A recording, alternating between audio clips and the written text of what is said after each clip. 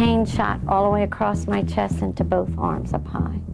And it was as though someone had a tight rope with a wheel on the end, and they kept tightening it and tightening it and tightening it. All of a sudden, just one whole side like gave away. My tongue got thick, and I got real weak. And I said to myself, I said to the lady with me, I said, geez, feel like I had a stroke. I know I was a perfect candidate. I am overweight. I smoke. I have high blood pressure. I mean, I had all these good things going for me. But I never thought that it could happen to me. You just can't judge a book by its cover. You know, I'm tiny, I'm thin. I mean, I'm the last person anyone would ever suspect of having heart disease. I don't believe any man who walked around clutching his chest the way I did for 2 years would have been sent to psychiatrists the way I was. I think he would have been given some kind of attention to his heart. I never thought that I was mortal. You know, and now, every twinge, I think to myself, oh my God, is that it?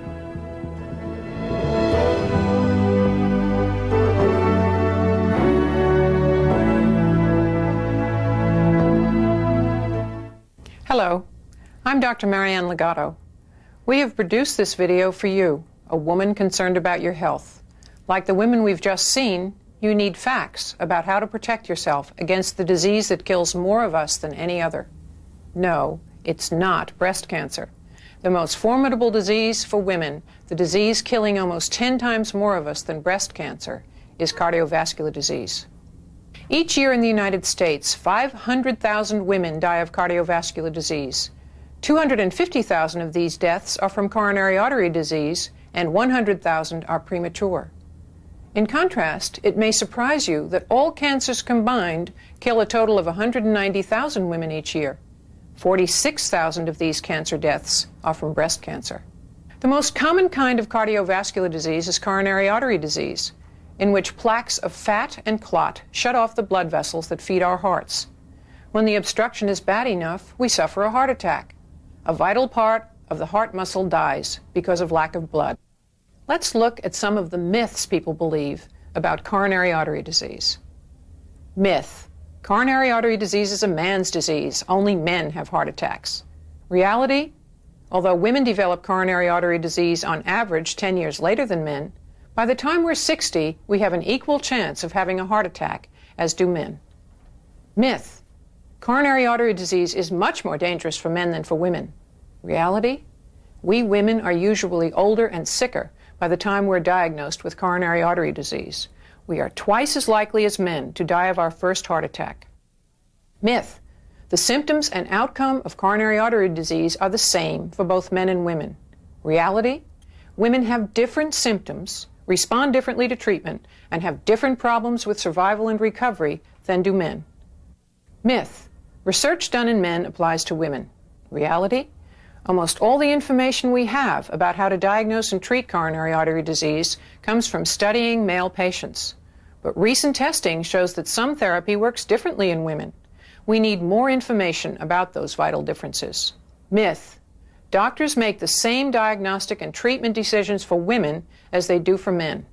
Reality: gender prejudice in healthcare is so real that the American Medical Association has warned doctors to pay attention to differences in how the healthcare system deals with men and women. Let's listen to women talk about their experiences with gender prejudice. I had very bad palpitations, but so bad I couldn't breathe. I was saying my rosary out loud, and they just diagnosed it as a hormone imbalance and gave me hormone replacement. And we went on.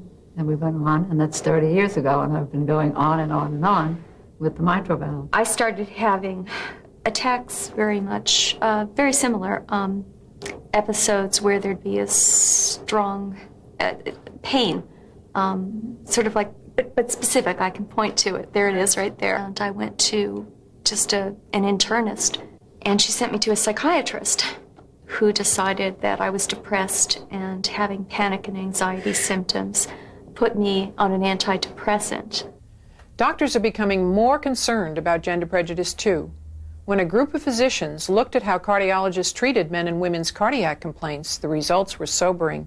They found that even when men and women had identical complaints, doctors told women their problems were in their heads 3 times more frequently than they did men. Listen to the difference in the reaction of their doctors when a man and a woman describe their symptoms. Well, I think I had the classic symptoms of heart disease for a number of years before it was diagnosed. Over the Christmas holidays, when I was walking, I noticed that as I got to the top of the hill, I was huffing and puffing. I had lots of shortness of breath, especially when I would climb a flight of stairs or walk uphill. And I always had very low blood pressure, and I started having high blood pressure, extremely high blood pressure.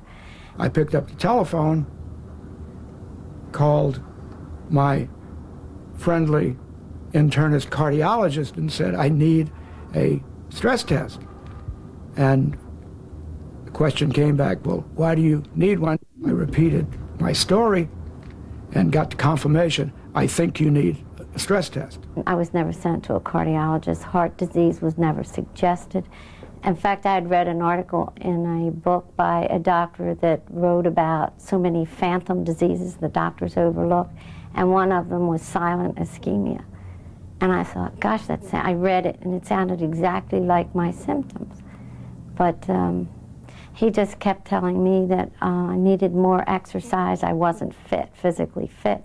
Till finally one day I was at the beach house and I had a heart attack. Many doctors believe women are more likely to be emotional than sick, and that their symptoms are not due to a real disease. So, be clear, be precise, and be informed when you tell your story to your doctor. Let's begin by giving you some information that will help you find out if you have cardiovascular disease, how to treat it if you do, and better still, how you may be able to avoid it altogether. Here's what you have to know. Every year, I travel around the country listening to women tell their own stories. I just wanted to say that I turned 40 last month. The first thought that came to my mind, besides I can't believe I'm 40, was, oh God, my father died of a heart attack at 58, my grandfather died of a heart attack at 54, and I thought, the next decade is 50. The last 10 years have gone so quick. Before I know I'm going to be 50, I'm scared to death to get into my 50s because I know I have heart disease in my family, and I've seen family members die. And boy, I don't want another 14 or 18 years. I want so much more. God, don't let me have a heart attack. Risk factors fall into 3 categories. First are risk factors you cannot change. These include age. Your likelihood of having coronary artery disease increases as you age. Family history. If a first-degree relative, a mother, father, or sibling, dies of a heart attack before age 55, your own risk is increased. Menopausal state. Premature menopause, which means your menstrual periods have stopped before your 40th birthday, increases your risk for coronary artery disease. Natural menopause, though, isn't a disease. In fact, your risk for a heart attack is much more related to your age and whether or not you smoke than to the fact that you're menopausal. I don't look at menopause as some horrible, ugly thing. I'm a woman and I go through rites of passage, and menopause is one of those passages. I went into a very early menopause. I was 39. They kept on telling me that because I had an early menopause, that it jumped my body to that of a man, which infuriated me. I said, what are you talking about?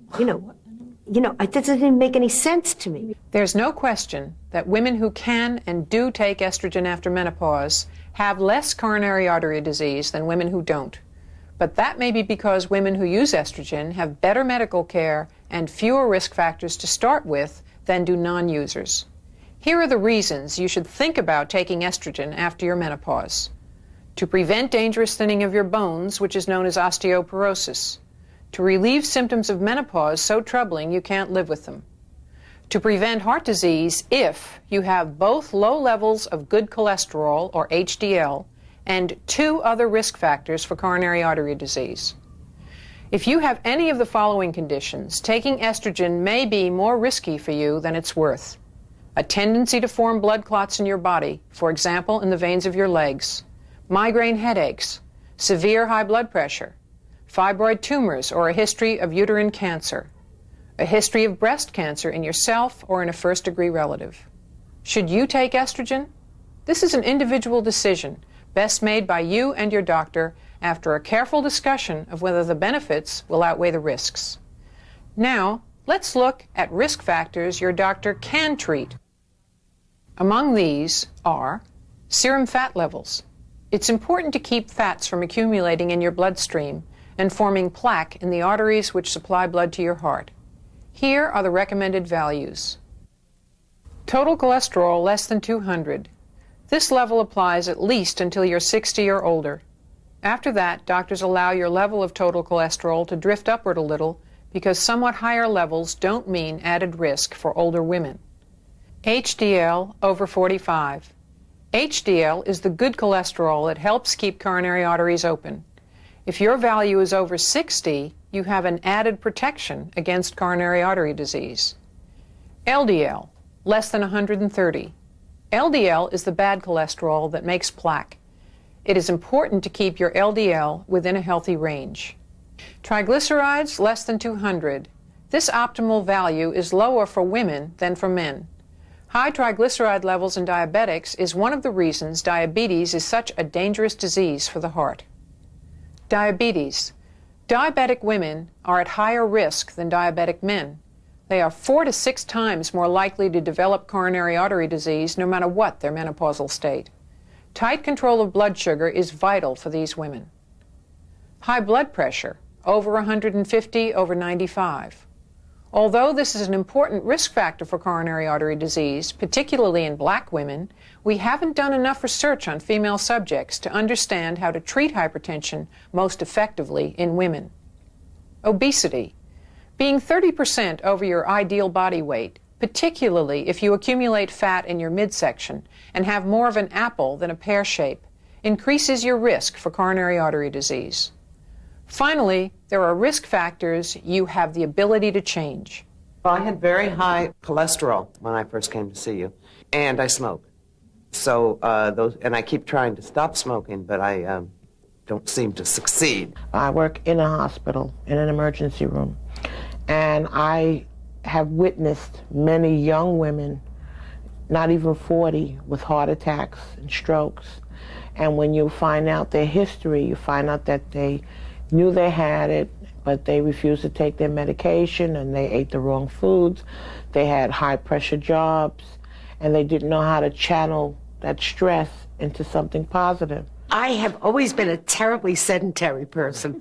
I drove across the street to my friend's house. I never, I mean, from when I was 20 years old and weighed 115 pounds, I was sedentary. Risk factors you have the ability to change. Smoking. This is a significant risk factor for women. Even 1 cigarette a day increases risk. It is crucial to know that the combination of smoking and use of oral contraceptives increases risk 40-fold. Sedentary lifestyle. It doesn't take much to reduce risk with exercise. Just briskly walking 2 miles a day, 3 times a week, lowers your risk by as much as 40%. Stress. There's no question the heart aches and can literally break from too many demands in too little time, with not enough resources to meet them. How do you know whether or not you have coronary artery disease? Testing women for coronary artery disease is not the same as testing men. We give men the treadmill test, in which we force the heart rate up through brisk exercise while we monitor the electrocardiogram for telltale changes which let us know that the blood supply to the heart is not adequate. For women, this is not as sensitive and accurate a test as it is for men. In its place, many doctors choose the stress echocardiogram. Instead of just monitoring the electrocardiogram during exercise, we also image the heart by bouncing harmless sound waves off the chest to see whether the walls of the heart move vigorously and normally during peak demand. If they don't, we suspect coronary artery disease and usually refer our patient on to cardiac catheterization. In this procedure, dye is injected directly into the coronary arteries and shows us their size and whether or not they are open or dangerously close to being obstructed. How do you know you're having a heart attack? Women's symptoms are often different from men's. Women often have pain in locations other than the center of their chest. The pain can even be in the upper abdomen. Nausea is a frequent symptom for women. I had a burning. I didn't have to have pain.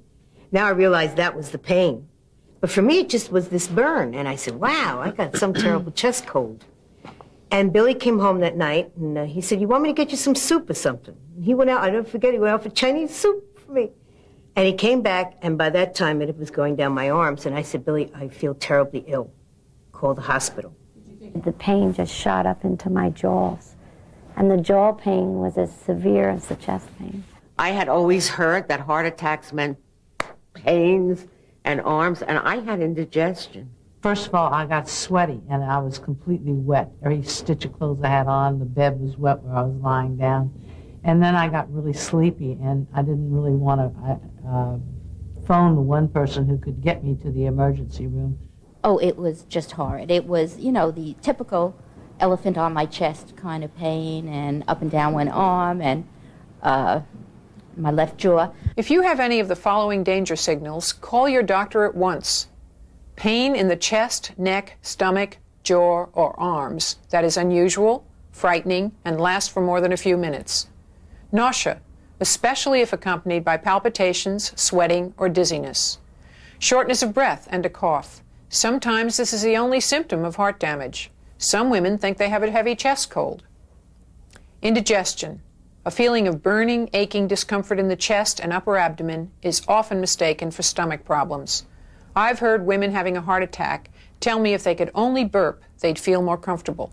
I just tried to deny everything, and I had lain on the bed, and I stayed there until the pain subsided. It was all denial. I had pain for 3 days, on and off. And it was a weekend, and I was a tremendous smoker. And it was a social weekend, so I was out smoking and having a scotch or two. Friday night, Saturday night, having pain during the day and in the evening.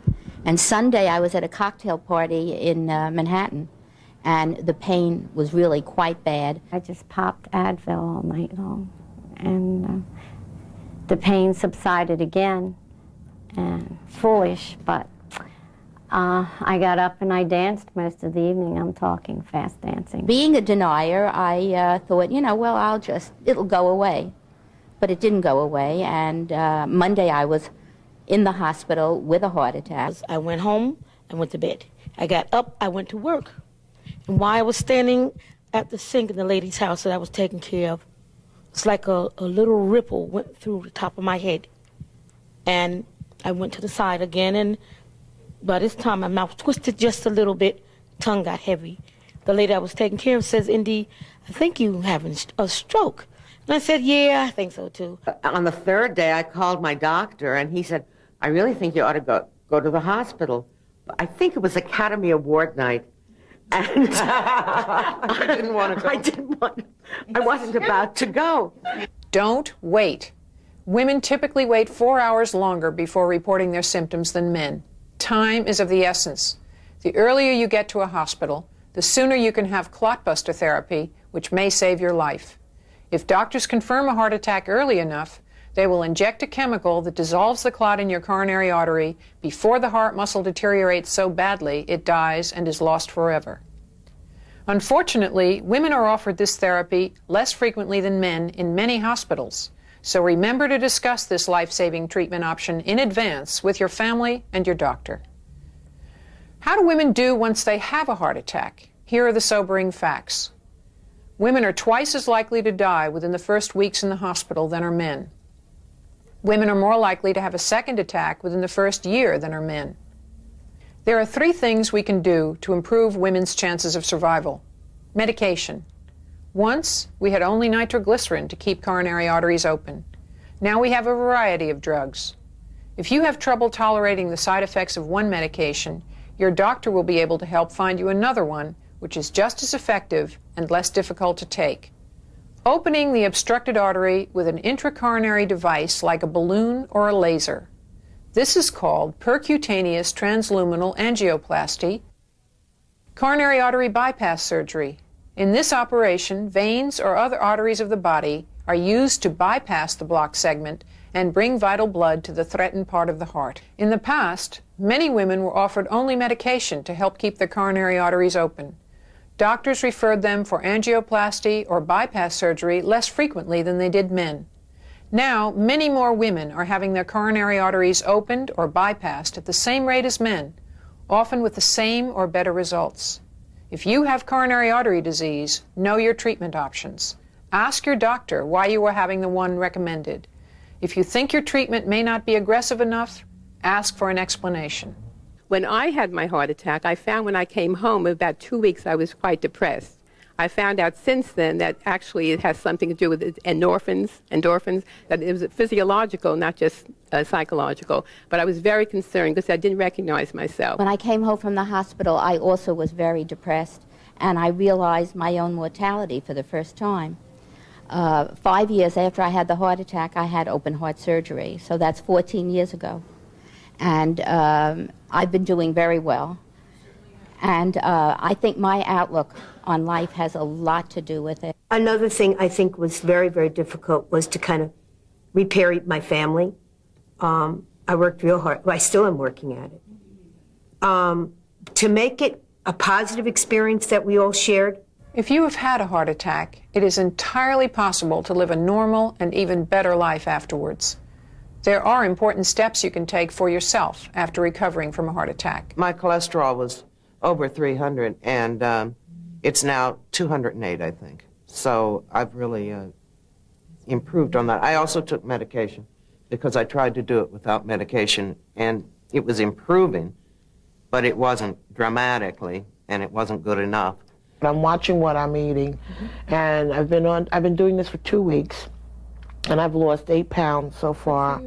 And I've bought a few exercise machines that I had the approval of my medical doctor, and it's working out. I think the exercise is the most important. It's more important than the eating, because you get everything going. I also increased my exercise level a lot, and I'm enjoying that. So that makes me feel much better, and it reduces the stress. I'm a little more in tune to how tense I am, and I'm starting to pay attention to my body. When I feel that, I try to relax my body a little bit with breathing or, you know, dropping the head and twisting the neck. I smoked for 55 years. I had my heart attack on March 30th. And 7 months and 20 days, but who's counting? I haven't smoked. Good for you. And I went into a support group, and I realized now I did a lot of the things that you need to do. I don't know how people survive with just medical attention and just walk around. I had to help myself inside. I learned how to live a little differently. I love my work. I always did. I still do. I get tremendous pleasure. Therefore, anytime I'm asked to teach or to counsel or to study, I love it, and I never say no. I never said no. So I had no pacing. I didn't pace myself. And I didn't give enough time to certain things in life. Now, you know, it sounds cliche. When I walk down the street, I really, really do notice everything that I see.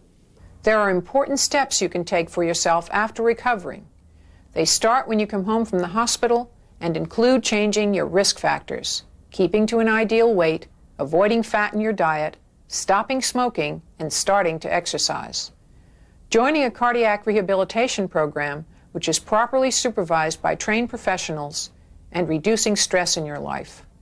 We've provided you with an overview of what you need to know about coronary artery disease, very likely shattering a number of myths about this serious threat to women's health.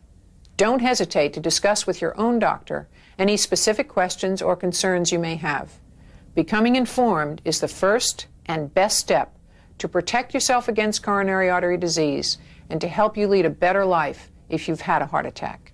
I don't want to become so ill that I can't enjoy traveling, I can't enjoy my family and my godchildren, my son. I think what women need to do is not be so intimidated when their instincts tell them something is wrong medically. I just had a dinner party a month ago, and I realized it's the first time I've had my friends in my house that I cooked a dinner in 2 years. Well, I don't know that my life will ever settle down, or even that I would want it to. But I would hope I'll be able to give up smoking. I think there's no good time for things like that. And really not much excuse for not getting the job done, so to speak. I want to live to see my grandchildren. I want to live a long life. I'm very much into the present day and living my day as best as I can. I cannot sit in my chair and wait to die because I have heart disease.